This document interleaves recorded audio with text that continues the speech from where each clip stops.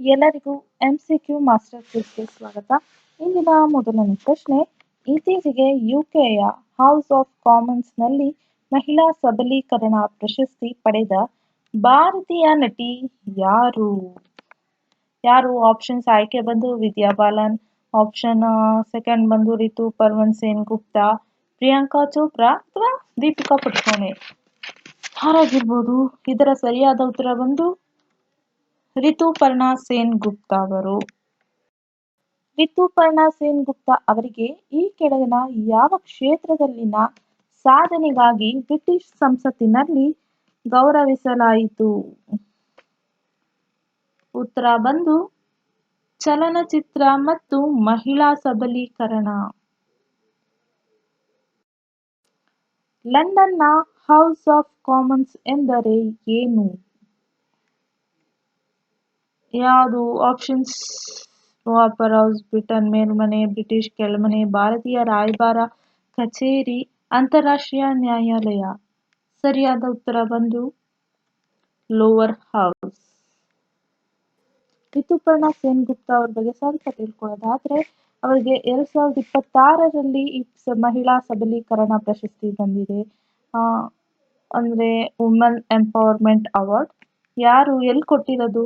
House of Commons, British ಸಂಸತ್ತಿನಲ್ಲಿ, London, ಯುಕೆನಲ್ಲಿ ಕೊಟ್ಟಿರೋದು. ಯಾವುದಕ್ಕೋಸ್ಕರ? ಕಾರಣ ಬಂದು ಚಲನಚಿತ್ರ ರಂಗದಲ್ಲಿನ ಅವರ ಅತ್ಯುತ್ತಮ ಕೊಡುಗೆ ಮತ್ತು ಸಾಮಾಜಿಕ ಕಾರ್ಯಗಳ ಮೂಲಕ ಮಹಿಳೆಯರ ಪರವಾಗಿ ಧ್ವನಿ ಎತ್ತಿದ್ದಕ್ಕಾಗಿ ಈ ಗೌರವ ನೀಡಲಾಗಿದೆ.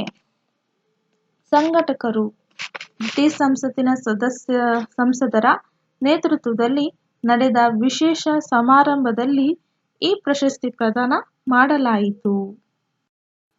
ಮುಂದಿನ ಪ್ರಶ್ನೆ ಬಂದು, ಸವೆನ್ ವೋಲ್ಕಾನಿಕ್ ಸಮ್ಮಿಟ್ಸ್ ಅನ್ನು ಅತ್ಯಂತ ವೇಗವಾಗಿ ಏರಿ ಗಿನ್ನಿಸ್ ದಾಖಲೆ ಬರೆದ ಭಾರತೀಯ ಪರ್ವತಾರೋಹಿ ಯಾರು?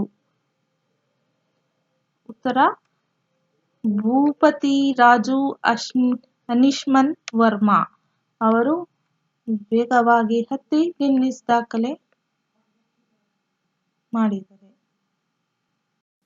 ಇನ್ನು ಭೂಪತಿ ವರ್ಮಾ ಅವರ ಬಗ್ಗೆ ತಿಳ್ಕೊಳ್ಳೋದಾದ್ರೆ, ಇವರು 2026ರಲ್ಲಿ ಗಿನ್ನಿಸ್ ವಿಶ್ವ ದಾಖಲೆ ಮಾಡಿದ್ರು.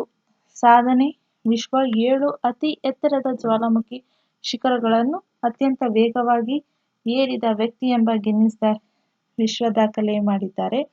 ಇವರು ಮೂಲತಃ ವಿಶಾಖಪಟ್ಟಣಂದ ಆಂಧ್ರಪ್ರದೇಶದವರು. ಕೇವಲ 118 ದಿನಗಳು ಟೈಮ್ ತಗೊಂಡು ಅಷ್ಟು ಅತಿ ವೇಗ ಎತ್ತರದ ಜ್ವಾಲಾಮುಖಿ ಶಿಖರವನ್ನು ಏರಿ ಈ ಸಾಧನೆ ಮಾಡಿದ್ದಾರೆ.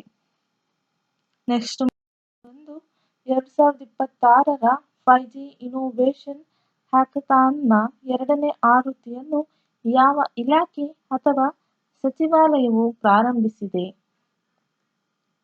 ಸರಿಯಾದ ಉತ್ತರ ಬಂದು ದೂರಸಂಪರ್ಕ ಇಲಾಖೆ.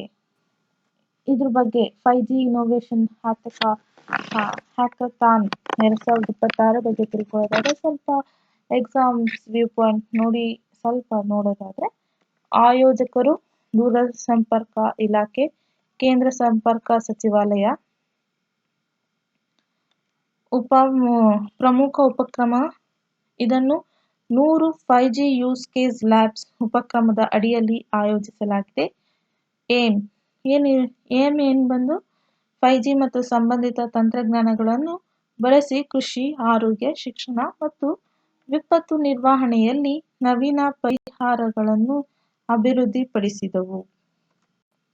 ಮುಂದಿನ ಪ್ರಶ್ನೆ ಬಂದು, ಭಾರತೀಯ ದಂತ ವೈದ್ಯಕೀಯ ಮಂಡಳಿಯ ಬದಲಿಗೆ ರಾಷ್ಟ್ರೀಯ ದಂತ ವೈದ್ಯಕೀಯ ಆಯೋಗ ಅಧಿಕೃತವಾಗಿ ಯಾವಾಗ ಜಾರಿಗೆ ಬಂದಿತು? ಸರಿಯಾದ ಉತ್ತರ ಮಾರ್ಚ್ 19, 2026. ರಾಷ್ಟ್ರೀಯ ದಂತ ವೈದ್ಯಕೀಯ ಆಯೋಗದ ಮೊದಲ ಅಧ್ಯಕ್ಷರಾಗಿ ಯಾರು ನೇಮಕಗೊಂಡಿದ್ದಾರೆ? ಉತ್ತರ ಡಾ. ಸಂಜಯ್ ತಿವಾರಿ. NDC ಅಡಿಯಲ್ಲಿ ಎಷ್ಟು ಸ್ವಾಯತ್ತ ಮಂಡಳಿಗಳನ್ನು ಸ್ಥಾಪಿಸಲಾಗಿದೆ? ಉತ್ತರ 3. ಜಾರಿಗೆ ಬಂದ ದಿನಾಂಕ ಯಾವಾಗ ಆಕ್ಟ್ ಯಾವಾಗ ಬಂದಿದ್ದು? ಮಾರ್ಚ್ 19, 2026. ರದ್ದಾಯ್ದ ಕಾಯ್ದೆ 1948ರ ದಂತ ವೈದ್ಯಕೀಯ ಕಾಯ್ದೆ, ಡೆಂಟಿಸ್ಟ್ ಆಕ್ಟ್ 1948. ಈ ಆಕ್ಟ್ ರದ್ದಾಗಿದೆ. ಸಂಸ್ಥೆನೂ ರದ್ದಾಗಿರೋದು ಯಾವುದಂದ್ರೆ ಭಾರತೀಯ ದಂತ ವೈದ್ಯಕೀಯ ಮಂಡಳಿ. ಹೊಸ ಅಧ್ಯಕ್ಷಕರು ಡಾ. ಸಂಜಯ್ ತಿವಾರಿ. ಇದರ ಪ್ರಧಾನ ಕಚೇರಿ ಎಲ್ಲಿದೆ? ನವದೆಹಲಿಯಲ್ಲಿದೆ. ಹೆಡ್ ಕ್ವಾರ್ಟರ್ಸ್ ಇಸ್ ಇನ್ ನವದೆಹಲಿ. ಪ್ರಾರಂಭ್ 2026 ಅಭಿಯಾನದ ಮುಖ್ಯ ಉದ್ದೇಶವೇನು? ಸರಿಯಾದ ಉತ್ತರ ಆದಾಯ ತೆರಿಗೆ ಕಾಯ್ದೆ 2025ರ ಬಗ್ಗೆ ಜಾಗೃತಿ ಮೂಡಿಸುವುದು. ಇದರ ಬಗ್ಗೆ ತಿಳ್ಕೊಳ್ಳೋದಾದ್ರೆ ಏಪ್ರಿಲ್ 1, 2026ರಿಂದ ಜಾರಿಗೆ ಬರಲಿರುವ ಹೊಸ ಆದಾಯ ತೆರಿಗೆ ಕಾಯ್ದೆ ಬಗ್ಗೆ 2025ರ ಬಗ್ಗೆ ಸಾರ್ವಜನಿಕರಿಗೆ ಮತ್ತು ತೆರಿಗೆದಾರರಿಗೆ ಮಾಹಿತಿ ನೀಡುವುದು ಈ ಅಭಿಯಾನದ ಮುಖ್ಯ ಉದ್ದೇಶ. ಅಂದ್ರೆ ಸಾರ್ವಜನಿಕರು ಮತ್ತೆ ತೆರಿಗೆದಾರರು ಯಾರು ಟ್ಯಾಕ್ಸ್ ಕಟ್ತಾರೆ ಅವರಿಗೆ ಇದ್ರ ಬಗ್ಗೆ ತಿಳ್ಕೊಳ್ಳೋದು ಈ ಅಭಿಯಾನದ ಮುಖ್ಯ ಉದ್ದೇಶವಾಗಿದೆ. ನೆಕ್ಸ್ಟ್, ಮಲ್ಟಿಮೀಡಿಯಾ ಸಂಪರ್ಕ. ಈ ಅಭಿಯಾನವು ವ್ಯಾಪಕ ಪ್ರೇಕ್ಷಕರನ್ನು ತಲುಪಲು ಮುದ್ರಣ, ರೇಡಿಯೋ, ದೂರದರ್ಶನ, ಹೊರಾಂಗಣ, ಡಿಜಿಟಲ್ ಮತ್ತು ಸಾಮಾಜಿಕ ಮಾಧ್ಯಮಗಳನ್ನು ಬಳಸಿಕೊಳ್ಳುತ್ತದೆ. ಡಿಜಿಟಲ್ ನಾವೀನ್ಯತೆಗಳು. ಆದಾಯ ತೆರಿಗೆ ವೆಬ್ಸೈಟ್ 2.0, ಸುಧಾರಿತ ಉಪಯುಕ್ತತೆ, ಸರಳ ಸಂಚಲನೆ ಮತ್ತು ಹೆಚ್ಚು ಪರಿಣಾಮಕಾರಿ ಸೇವಾ ವಿತರಣೆಯನ್ನು ಒಳಗೊಂಡಿರುವ ನವೀಕರಿಸಿದ ಪೋರ್ಟಲ್. ಕಾರ್ಸಾತ್. ಹೊಸ ಕಾಯ್ದೆ ಮತ್ತು ನಿಯಮಗಳಿಗೆ ಸಂಬಂಧಿಸಿದ ಪ್ರಶ್ನೆಗಳಿಗೆ 12 ಭಾರತೀಯ ಭಾಷೆಗಳಲ್ಲಿ 24x7 24 ಗಂಟೆ 7 ದಿವಸನೂ ಸಹಾಯ ಇದು ಒದಗಿಸುತ್ತೆ AI ಮೂಲಕ. ಮತ್ತೆ ಎಜುಕೇಶನ್ನಲ್ಲಿ ಇದಕ್ಕೆ ಬಂದರೆ FAQ ಕ್ವಶನ್ಸು, FAQಗಳು, ಟ್ಯುಟೋರಿಯಲ್ಸು, ವಿಡಿಯೋಗಳು, ಪ್ರಾದೇಶಿಕ ಭಾಷಾ ಕರಪತ್ರಗಳು ಮತ್ತು ಶಾಲೆಗಳಿಗೆ ಮಧುಕರ್ ವಿವರಿಸುತ್ತಾರೆ ಅಂತ ಆನಿಮೇಟೆಡ್ ಬುಕ್ ಇದೆ, ಅದು ಕೂಡ ಇನ್ಕ್ಲೂಡ್ ಆಗಿದೆ. ಸಾರ್ವಜನಿಕ ಭಾಗವಹಿಸುವಿಕೆ. ಮೈ ಗೌ ರಸಪ್ರಶ್ನೆ ಉಪಕ್ರಮ ಮತ್ತು ತೆರಿಗೆ ಅಧಿಕಾರಿಗಳು, CAಗಳು ಮತ್ತು ವ್ಯಾಪಾರ ಸಂಸ್ಥೆಗಳಿಗಾಗಿ 300ಕ್ಕೂ ಹೆಚ್ಚು ಕಾರ್ಯಾಗಾರಗಳನ್ನು ಒಳಗೊಂಡಿದೆ.